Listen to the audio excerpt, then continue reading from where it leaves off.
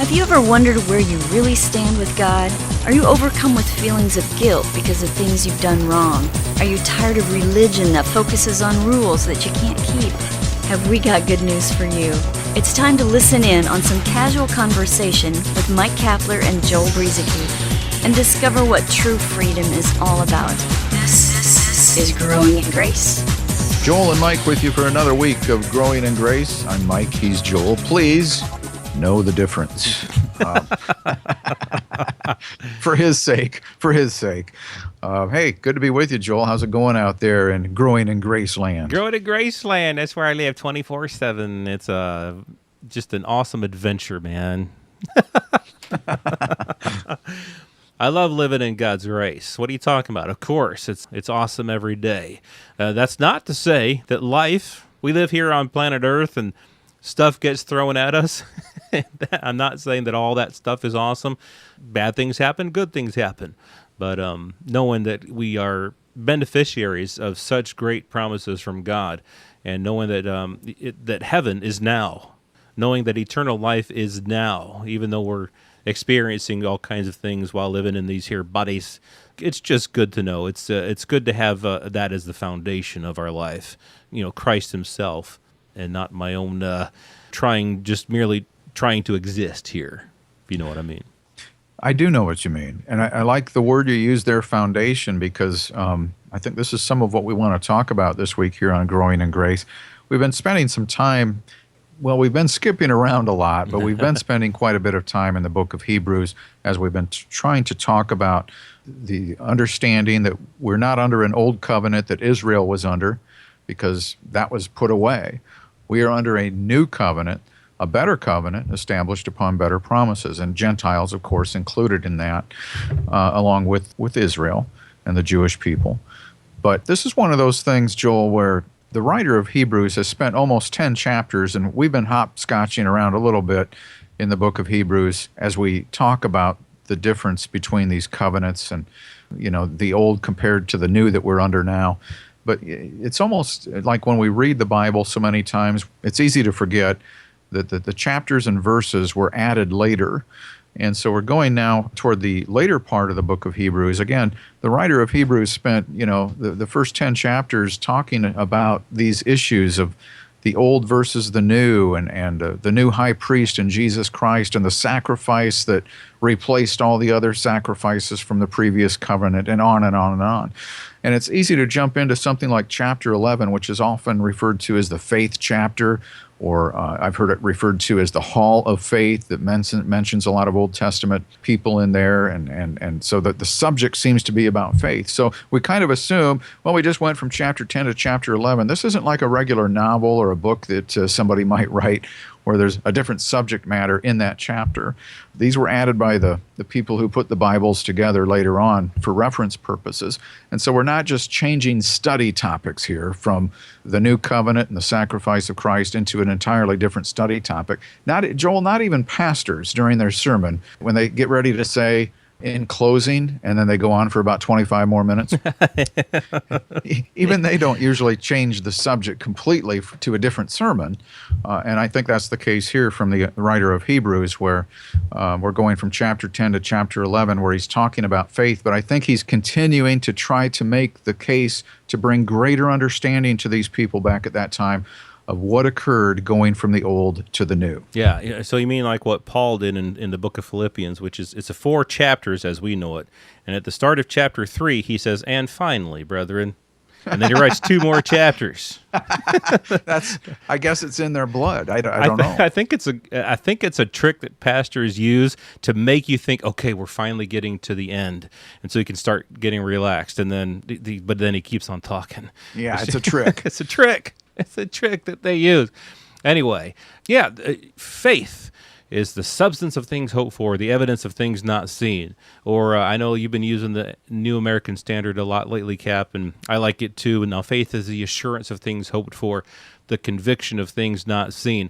Like you were saying, we just jump in right there. Hebrews 11:1, and we start talking about faith. Well, not paying any attention to what the writer has been leading up to in chapter 10, and also going back to 9 and 8 and 7 and so forth.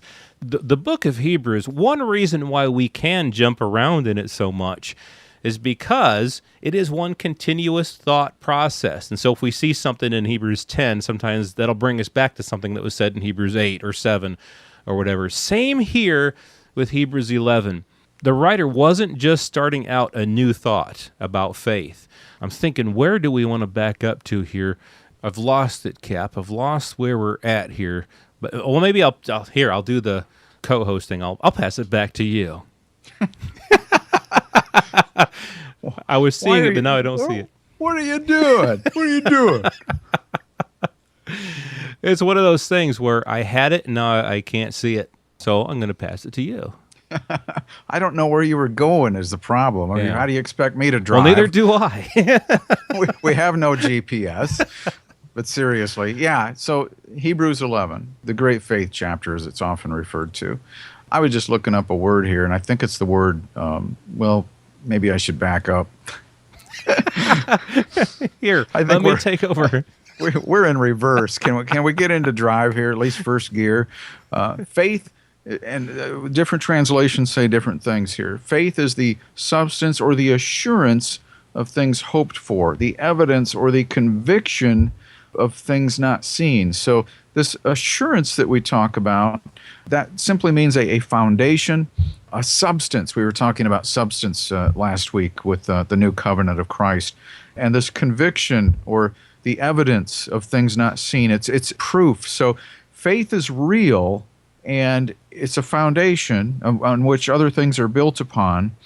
And it brings us a conviction or evidence or proof of things that we don't always see but can be manifested.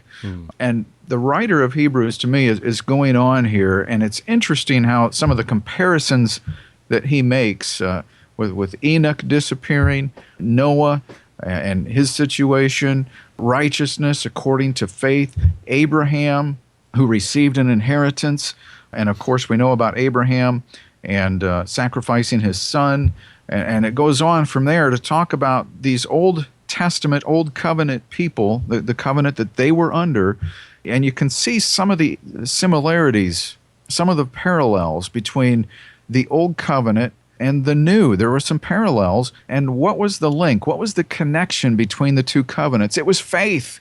It was faith, because these people were operating in a type of faith with God under the Old Covenant. In fact, Joel, it was that faith that allowed them to gain approval from God and for them to be able to function with a certain amount of the anointing of God in their lives, and it brought certain manifestations into place that the writer of Hebrews goes on to talk about. But keeping in mind, though, what he said all the way up to chapter 11 regarding the covenants and the sacrifice of Christ. Right, yeah, and I figured out what I was doing here. I had actually seen something further on in chapter 11, and I was trying to find it in chapter 10.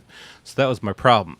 But what happened here, like you're saying, all of these people, Abraham, Sarah, Enoch, Noah, they did things through faith. Again, the assurance of what they didn't see, the substance of things hoped for, the evidence of things not seen, again, depending on which version you use.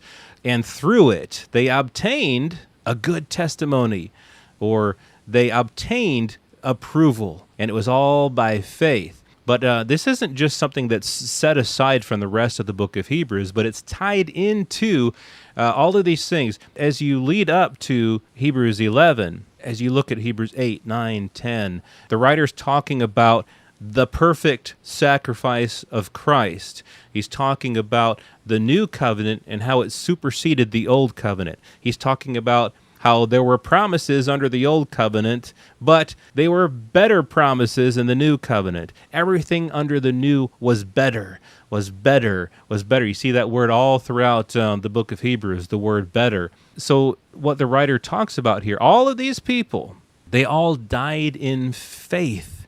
And that's a good thing, that they died in faith. That's Hebrews 11:13.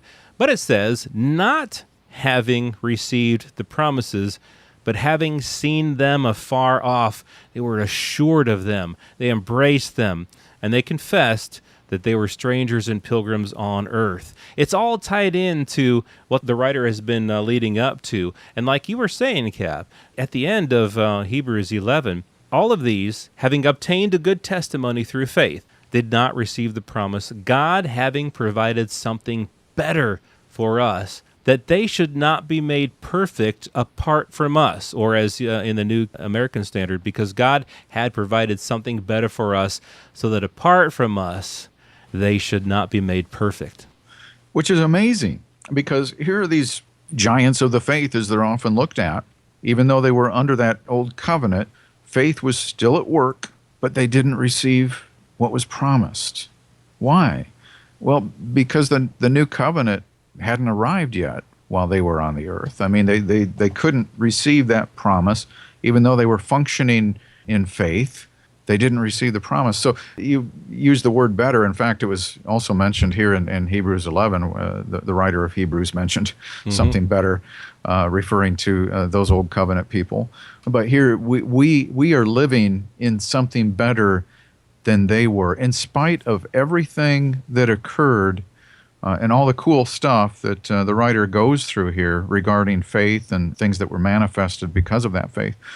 We've got something better than that. And it's the promise of the new covenant. Christ is the promise. And we've got that. And that's reality. That's where we're at today. And it's an eternal covenant. It's very exciting. Yeah, that's the substance. Christ is the substance, as we've talked about. Christ is the reality. Christ is what everything is established upon. It's Jesus Christ himself. All of these people had faith. They had faith through which they did things. I mean, it was there were some really good things, and you see all these things as you read through Hebrews 11. Some really awesome things happened, and some bad things too. Some were tortured. Some had mockings and scourgings and all that type of thing. But it was all because of their faith. And even so, with that faith, they did not receive the promise again. Just to reiterate, why? Because God had something better planned. He had something better.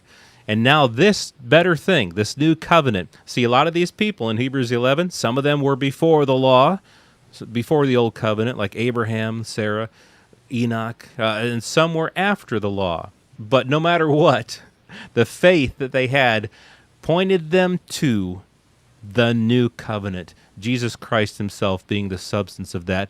Jesus Christ himself being the author and the finisher of our faith, as the writer moves on to talk about in Hebrews 12. So good stuff there as we realize that faith is a wonderful thing, and it all points to the person of Jesus Christ, the substance of our life in God.